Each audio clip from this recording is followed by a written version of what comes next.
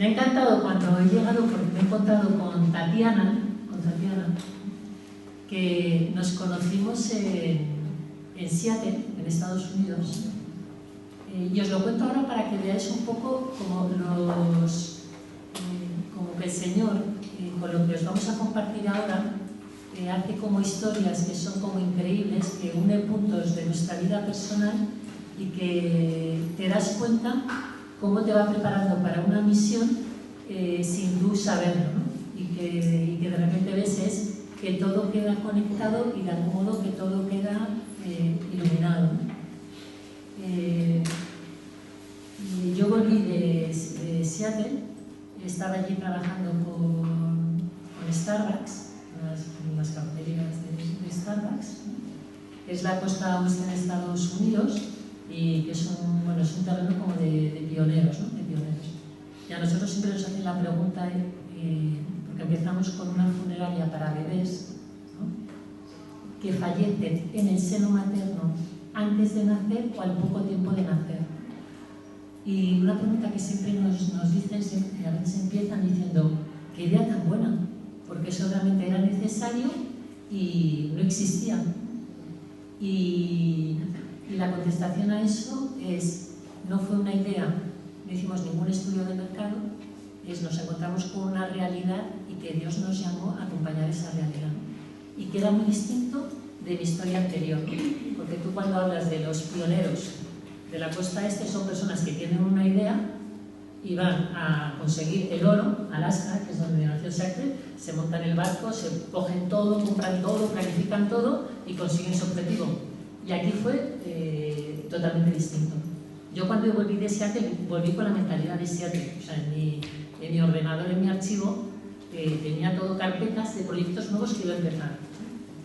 Y empezaba y ninguno progresa, ¿no?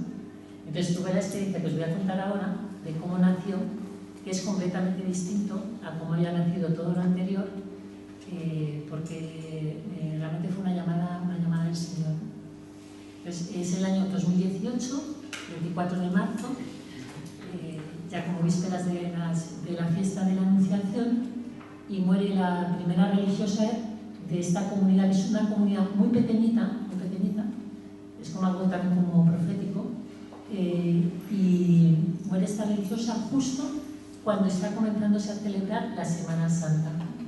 Entonces muere después de haber celebrado un oficio litúrgico, que es el oficio litúrgico de la unción de Betania, donde María unge el cuerpo físico de Jesús como anuncio de su futura resurrección, ¿no? De que es un cuerpo que va a ser atravesado por la muerte, esas heridas en el momento de la cruz, por ese perfume, va a irradiar su perfume y se anuncia la resurrección. O sea, en la muerte se anuncia la resurrección. Bueno, esta religiosa muere después de celebrar ese oficio, y es un oficio en esta comunidad, poco el carisma es una celebración de la palabra, pero es una inmersión en la palabra. O sea que ese oficio, el Evangelio, que son 10 líneas, ese oficio dura 2 horas, y es como una inmersión en la palabra porque hay gestos, hay lecturas, como hay signos que te ayudan como a meterte totalmente en escena, ¿no? Entonces esta religiosa murió después de haber celebrado ese oficio. Entonces a mí me vino enseguida. Claro, las personas que preparen el cuerpo de esta religiosa no van a hacer solo como se hace habitualmente cuando una persona fallece, como una limpieza higiénica, sino que lo van a ungir estando habitados por esta palabra, y es como realmente preparar el cuerpo de esta religiosa para el encuentro con el Señor. Entonces sucedió, esto fue en Francia. Entonces en Francia hay costumbre de velar el cuerpo durante más días, y el cuerpo de esta religiosa estuvo presente mientras se continuaban celebrando todos los oficios de la Pascua.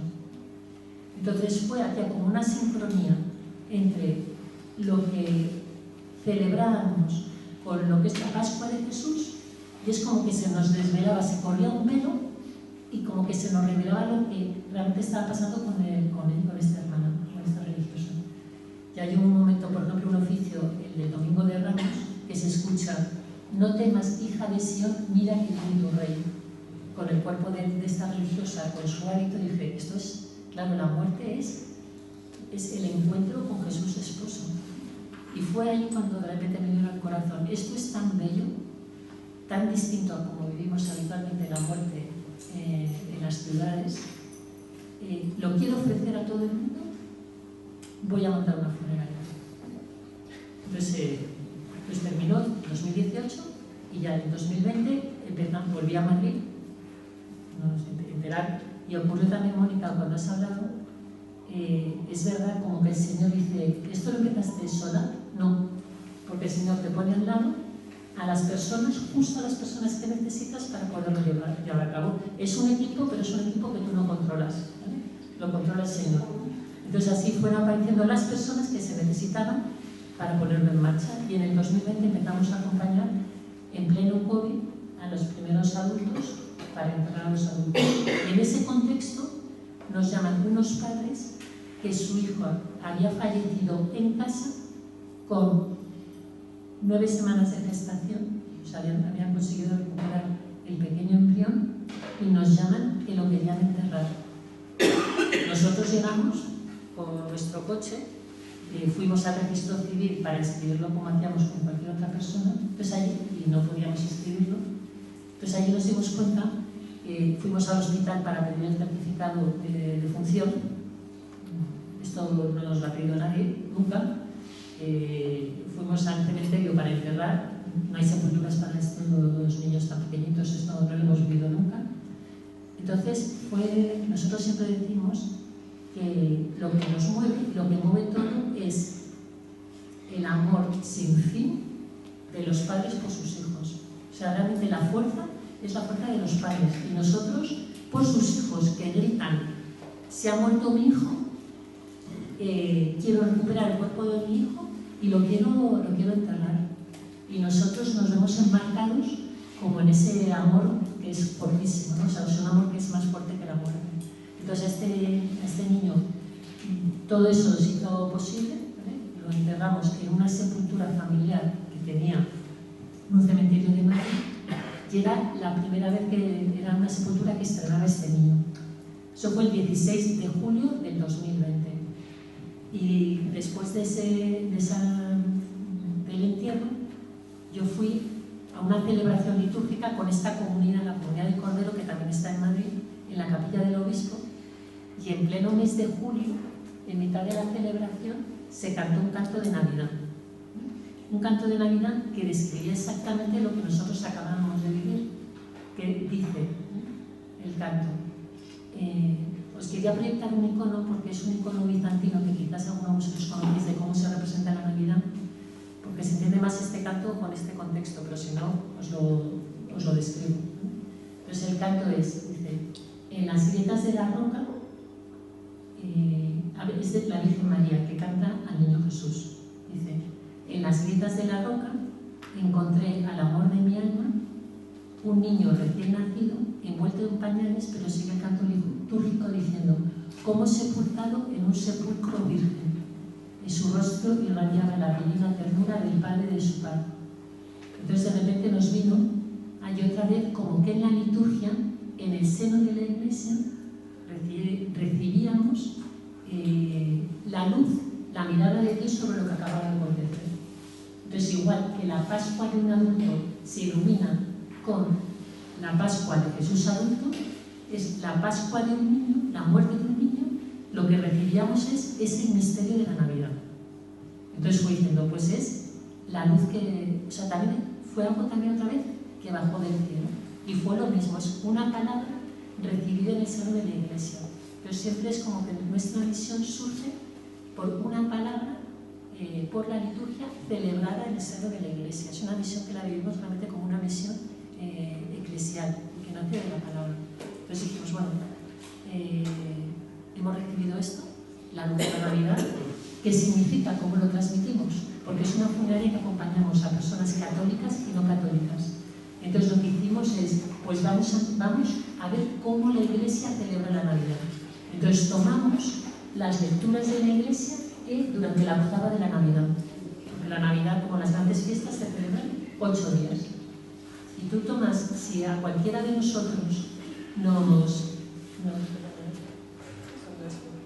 si a cualquiera de nosotros nos dijesen, organiza la fiesta de Navidad en tu casa, el domingo, tú dirías, pues yo, si a mí me lo dice, yo diría, bueno, pues el primer día es el júbilo del cielo, el segundo día voy a celebrar a los ángeles, los pastores, los reyes, pero la fiesta de la octava de la Navidad, lo que te encuentras es, el 26 se celebra el martirio de San Esteban, o sea, es un martirio. Luego la fiesta de San Juan Evangelista cuando entra en la sepultura, la matanza de los inocentes, la presentación de Jesús en el templo y la fiesta de María Madre de Dios. Pero te das cuenta que hay un itinerario, es impresionante porque es cuando nosotros tomamos esos evangelios y vimos lo que los padres tienen en el corazón cuando su hijo fallece, haya sido un aborto espontáneo o provocado, luego lo vamos a explicar, esa palabra es como la palabra que resuena y que permite poner palabras y consolar y dominar lo que acontece en el corazón de las personas. Entonces nosotros, como acompañamos y todo nuestro servicio funerario está inspirado en la Navidad. Y hacemos con los padres, damos la luz en la medida que los padres la puedan acoger, ¿no? Y damos esta luz a los padres, ¿no? Y para nosotros es como un aprendizaje, no sé, es como algo fuerte, porque la Iglesia, que es la fiesta de gran alegría, en la Iglesia, en la octava de la Navidad, poniendo estas fiestas del martirio de San Esteban, la matanza de los inocentes, la Iglesia, como madre, nos invita a entrar en una alegría plena, que solo es plena cuando se atraviesa la muerte, cuando es una vida que es más fuerte que la muerte. Y nosotros eso lo vivimos con los padres, ¿no? Porque es muy impresionante, ¿no? Porque un padre me llamó cuando había nacido su hijo en el hospital, que había nacido sin vida, nos llamó y nos dijo: ha sido un momento de mucho dolor, pero uno de los momentos más bellos de toda mi vida. O sea, que es como en ese momento de la muerte, y cómo el Señor se hace presente, y de la muerte realmente cómo brota la vida. Y solo para relacionarlo con mi experiencia personal, como en el momento de la muerte que brota la vida, mi padre, bueno, yo mi consagración la recibí rezando con el icono de la Navidad, que también es como que el Señor también creo que me preparó para esta misión. Y luego mi padre falleció la noche de Navidad, ¿no? Y esa noche ocurrió algo muy impresionante, porque era el 24 de diciembre, cuando normalmente estás celebrando en casa la cena de Navidad, y estando en el tanatorio, una persona dijo: todos tenemos la cena preparada en casa, ¿por qué no nos la traemos aquí? Y vamos a celebrar aquí la cena de Navidad. Entonces ocurrió algo, es que en mi familia también hay fracturas familiares, personas que no se han sentado a la mesa desde hace mucho tiempo, y en esa noche nos sentamos todos juntos a celebrar la Navidad, y ese era como el gran sueño de mi padre. Y también veo es como que en la noche es como es donde, en el momento de muerte, donde brotó la vida. Y si queréis vamos a dejarlo aquí, porque así habla de él, y luego si queréis nos hacéis algunas preguntas. Bueno, estoy un poco conmovida. Yo me crucé un día, perdonad por verse muy emocionados, me crucé un día en la vida de Elena, porque me había unido a un grupo de oración, que por cierto, con ese grupo de oración, todo empezó aquí, en esta sala. O sea, yo he venido a muchos encuentros aquí con ese grupo, bueno, de donde surge ese grupo de oración que se llama Madres de la Memoria y que tiene que ver con la transmisión oral del Evangelio. Entonces, bueno, nos reunimos un grupito y hacemos transmisión de la palabra también con gestos, o sea que tienen como mucha similitud con lo de la comunidad del Cordero. Y entonces Elena, que los conocía también por otro lado, ofreció un espacio en su casa para este grupo, y ahí aparecí yo. Ha hecho ahora 2 años, un 19 de septiembre, ha hecho 2 años. Y entonces ella dijo: os podéis poner aquí en el salón para hacer la oración, pero antes os quiero presentar lo que hago. Y nos presentó a su gran colaboradora también, trabajadora, Isabel, y todo lo que tenían ahí preparado para estos inviernos de los bebés, las cajitas, los lienzos, todo con un primor, con un amor.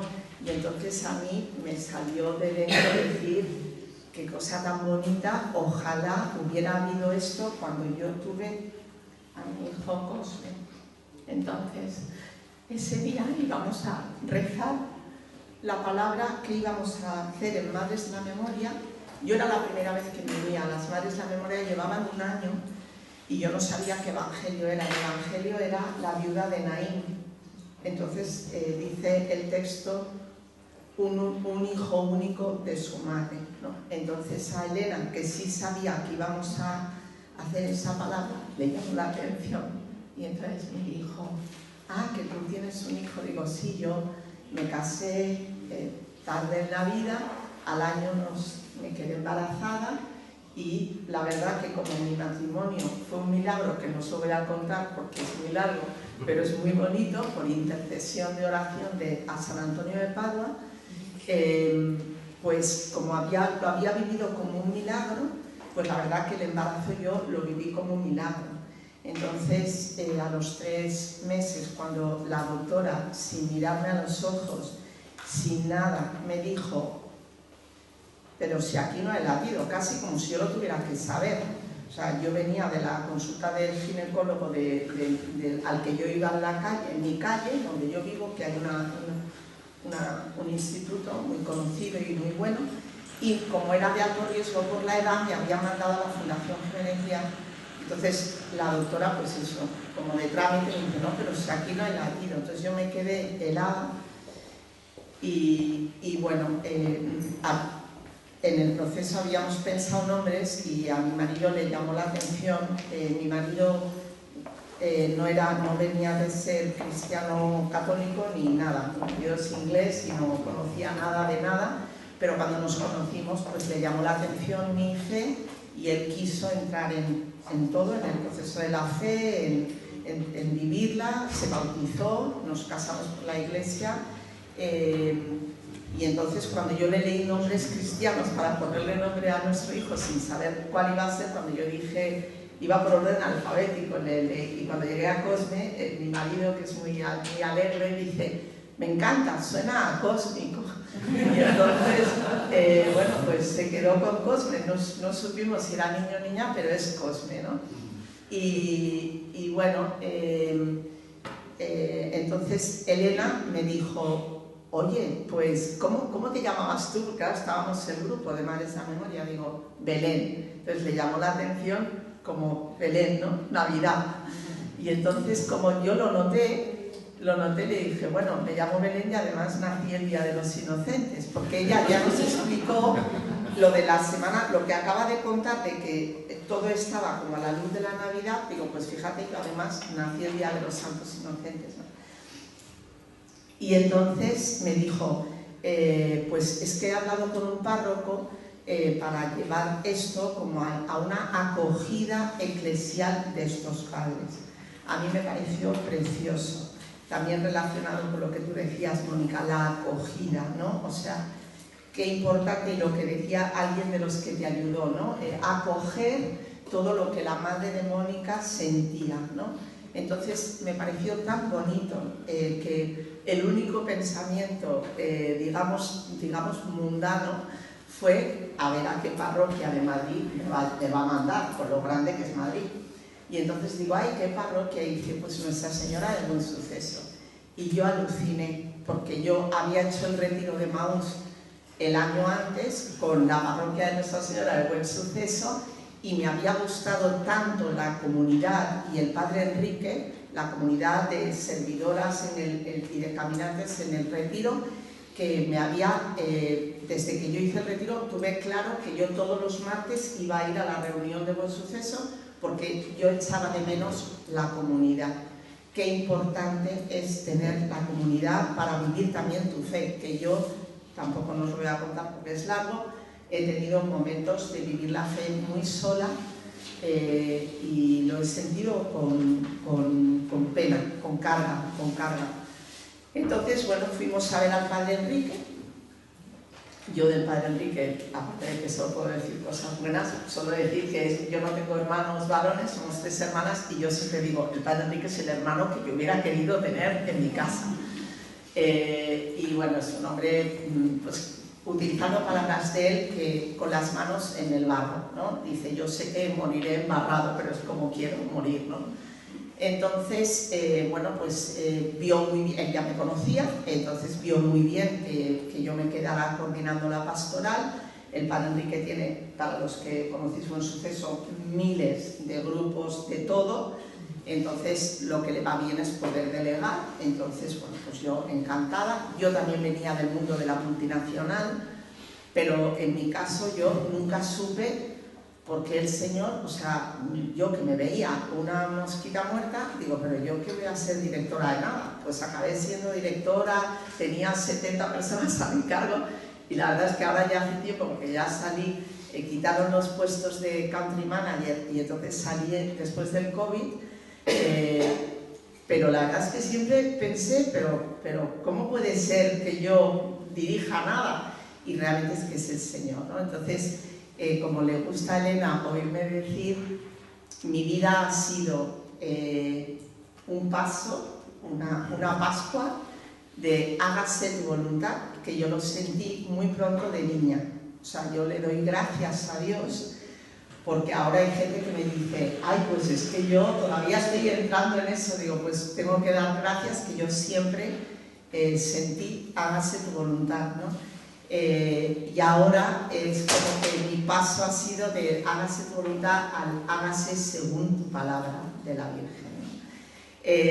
Decir en el hágase tu voluntad que yo sufrí a los 7 años un susto, un hombre que entró en el portal de mi casa y me empezó a tocar, o sea, un horror. Un evento de 20 minutos que dejó un miedo pavoroso dentro de mí, ¿no?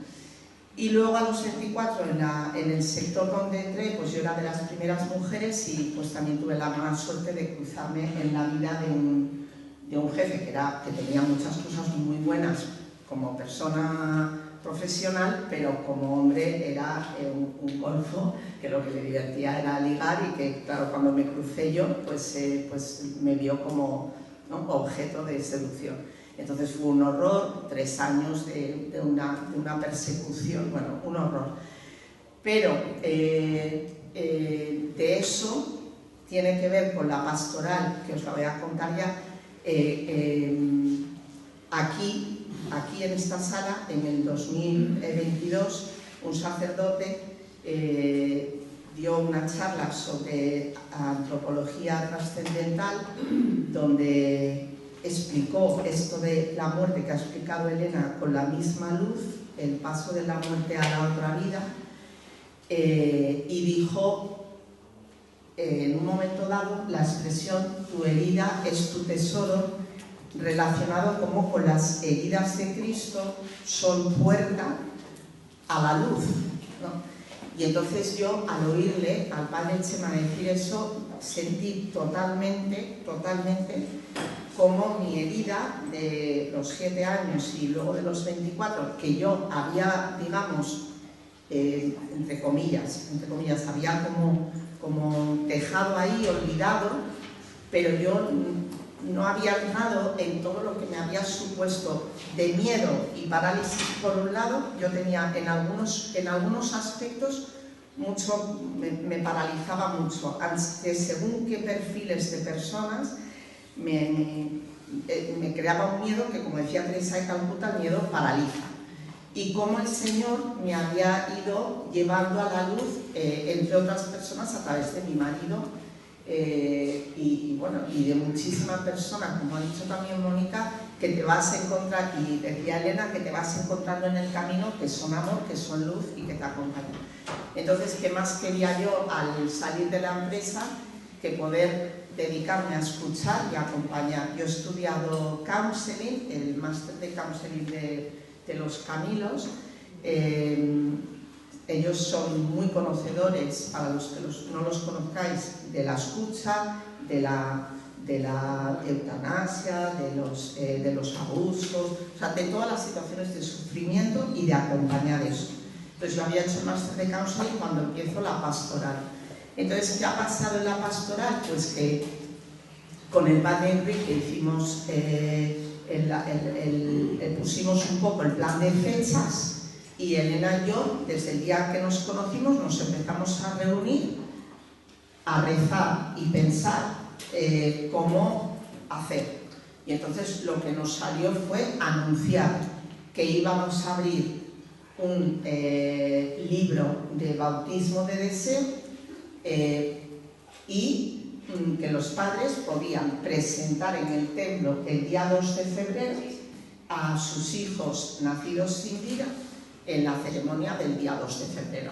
Entonces, pues bueno, así empezamos y vimos un cartel, estuvimos un fin de semana, el fin de semana que coincide como con Cristo Rey, como justo antes del Adviento, ¿no?, anunciándolo en la parroquia, y empezaron a acudir madres, padres y personas que pues se lo diré a mi amiga, pues conozco a alguien, pues entonces, bueno, deciros que fue preciosísimo cómo se creó como el grupo, y entonces en diciembre les pudimos reunir y con lo que os ha contado Elena, darles un librito con la octava de Navidad para, después de haber hecho nosotros como esta acogida eclesial, que pudieran hacer una oración familiar, como la iglesia doméstica, y entonces que pudieran rezar en casa, si tienen más hermanitos, con los abuelos, si hay alguien con quien viven,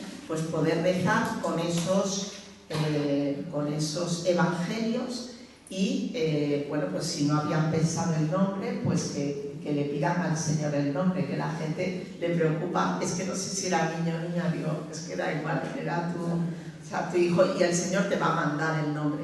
Ahora tenemos una persona que ha estado rezando por el nombre de sus hijos, la oración le ha confirmado, ella dudaba de si eran 1 o 2, y ya tiene claro que 2, y está hasta sorprendida de los nombres.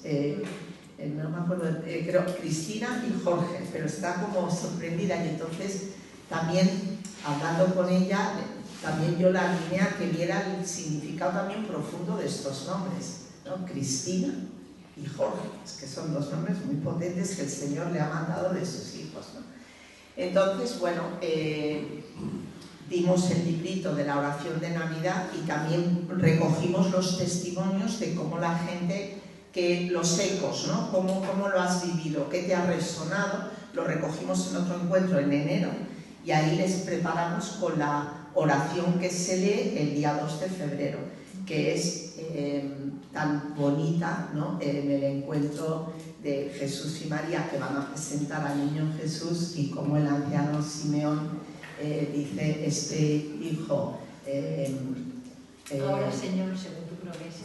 Gracias. Ahora, Señor, según tu promesa, puedo irme en paz, porque mis ojos han visto tu salvación. Y luego, como este hijo es luz de las naciones y gloria de tu pueblo, ¿no? Y luego lo de que a María te atravesaba la espada, o sea, que está todo, es una palabra profundísima y preciosísima, que da para vivir solo de esa palabra el año entero. Entonces, bueno, empezamos así, y el 2 de febrero del 2024, Dale, mi marido, y yo presentamos a los Cosme. Y bueno, Dale no viene a todo, porque Dale bueno, lo vive como que es algo mío, y que él, bueno, pues que es mío, ¿no? Pero que él va al lado, ¿no?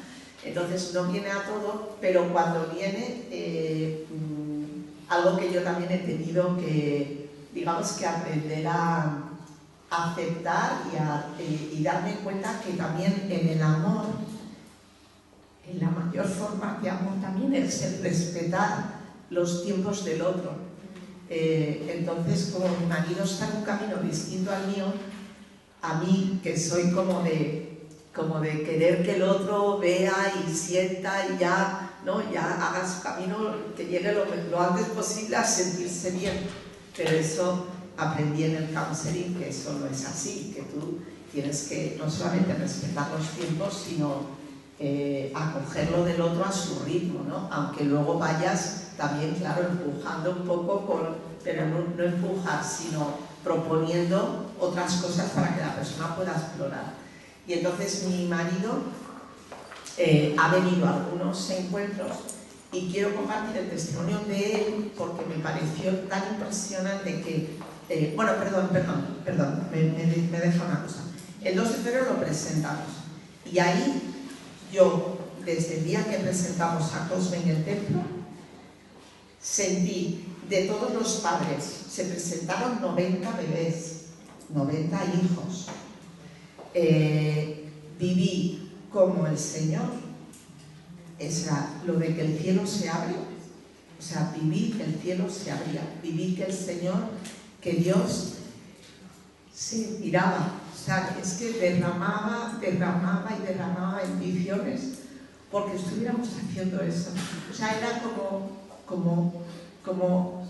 como alegre, o sea, como que Dios estaba de fiesta realmente, o sea, es que estaba súper contento. Y bueno, por supuesto que yo siento a la iglesia madre, ¿no? Pero también hay que llegar hasta ahí, ¿no? Hay que llegar hasta ahí.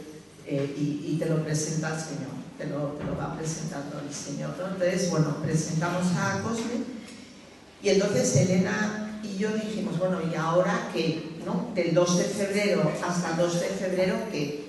Y entonces yo le dije, con eso que yo tengo dentro de acompañar, ¿no? De acompañar y no soltar, porque yo no soy de soltar,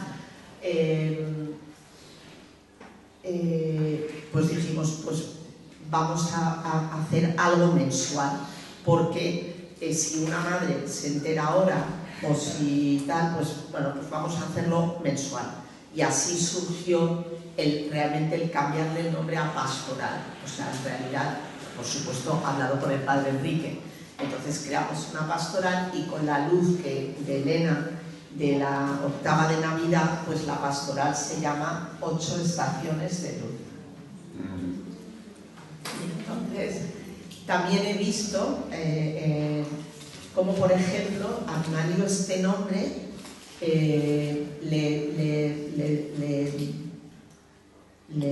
le hace sentir muchísimo, le vincula, porque no todo le vincula como a todo el mundo. Y mi marido es muy de alegrías y un poco de tristezas en estos entornos que nos quedemos hablando de eutanasia y nos quedemos ahí en el dolor, en la muerte, en el tal, no puede.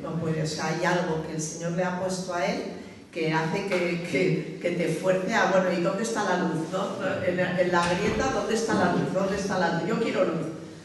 Entonces, bueno, empezaron a venir personas a la pastoral que ya habían conocido lo de la ceremonia del bautismo de deseo, ¿no? No es bautismo, la ceremonia es de presentación del hijo en el templo, muy importante, no es de bautismo. Hay una inscripción en un libro que no es un libro sacramental, es un libro como un libro de difuntos, es un libro de parroquial y es un registro, aunque hay que tratarlo con con la elegancia y con todo lo que supone un libro parroquial, pero es un libro parroquial, no sacramental, que queda custodiado en la parroquia. Y entonces con eso empezamos a hacer los encuentros.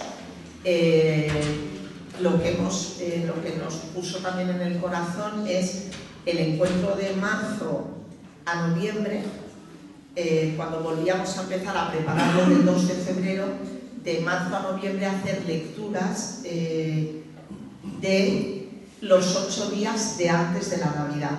Igual que tenemos la octava de la Navidad, durante el año hacemos lecturas de los 8 días anteriores, que he sabido luego que antiguamente el Adviento no era como ahora 40 días, eran 8 días. O sea que antiguamente eran solo 8, pues las lecturas de esos 8, que también tienen muchísimo sentido en cómo José y María tienen, como digo yo, sus propias dozotras, ¿no? Como ellos también están en ese esperar el hijo, pero también, claro, con preguntas, con dudas, ¿qué voy a hacer? ¿Cómo va a ser? ¿Cómo va a pasar? Y cómo la luz va entrando, ¿no? Va entrando. Entonces, al final, lo que tenemos hoy es un itinerario de un ciclo, serían 3 tiempos, de marzo a noviembre. Luego, en diciembre, la oración doméstica, de la iglesia doméstica, y luego en enero la preparación del 2 de febrero, ¿vale? Que sería el tercer tiempo. Si alguien tiene curiosidad, está en la página web del Buen Suceso. Buen Suceso, como tiene tanta actividad, tiene incluso canal de WhatsApp donde se va publicando todo lo que hay cada semana, y entonces está también en el canal de WhatsApp. Entonces, los padres entran en la pastoral como pasa con todo, ¿no? Entran de una manera y salen o salimos de otra. Encuentro a encuentro. ¿Cómo hacemos en el encuentro? Una oración al Espíritu Santo, leer la palabra y luego en un círculo de, si somos más de 6, pues nos dividimos en grupos como de 6, tampoco no nos han venido de momento, ojalá un día haya que nos falte espacio, ¿no? Pero bueno, en 2 o 3 grupitos de 6, pues con la palabra, versículo a versículo, nos la vamos pasando como hace inspirado en como lo hace la comunidad del Cordero, y entonces luego, después de irnos pasando los versículos y te va entrando, entonces luego hacemos un tiempo de silencio y quien quiera puede compartir los ecos. Y os puedo decir que en ese compartir después sale cómo el Señor y cómo la Virgen y cómo el Espíritu Santo lo hacen realmente todo. Entonces hemos vivido cosas muy muy bonitas con personas que han hecho y verdaderamente cada persona tiene una biografía, una historia, un recorrido, unas heridas. O sea, cada persona es un mundo. Entonces, cuando la persona se entera por el canal que sea, a veces por la prensa, si hemos hecho, pues a lo mejor ha venido, se ha publicado algo en Alfa y Omega, o ha salido algo en la página de la Archidiócesis de Madrid, pues la persona se entera, llama y los sacristanes de Buen Suceso saben que soy yo, dan mi teléfono, y esa persona, yo lo primero que escucho es por teléfono, y lo segundo es si quieres quedamos y nos encontramos. Entonces también que ofrecemos ese espacio primero de escucha, de intimidad y de entrada.